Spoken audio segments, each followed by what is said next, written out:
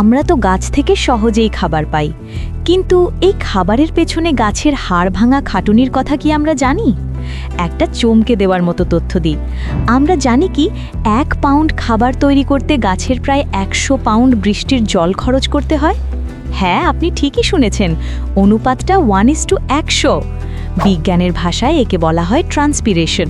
গাছ মাটি থেকে যে পানি টানে তার মাত্র 1% সে নিজের বৃদ্ধির জন্য কাজে লাগায়। বাকি 99% পানি প্রস্বেদন প্রক্রিয়ায় বাষ্প হয়ে বাতাসে উড়ে যায়। খাবার তৈরির জন্য গাছকে তার পাতার ছিদ্র বা স্টোম্যাটা খোলা রাখতে হয়, আর এই ছিদ্র খুললেই ভেতরের পানি বাষ্প হয়ে বেরিয়ে যায়। অর্থাৎ খাবার রান্নার চুলা জ্বালাতে গিয়ে তাকে এই বিশাল পরিমাণ পানি খরচ করতে হয়। আপনার হাতের ওই একটি আপেল বা 1 মুঠো চাল আসলে প্রকৃতির এক বিশাল ত্যাগের ফল। কয়েক হাজার গ্যালন বৃষ্টির পানি আর সূর্যের আলোর এক অদ্ভুত মিশেল। প্রকৃতির এই অদ্ভুত রহস্যটি আগে জানতেন?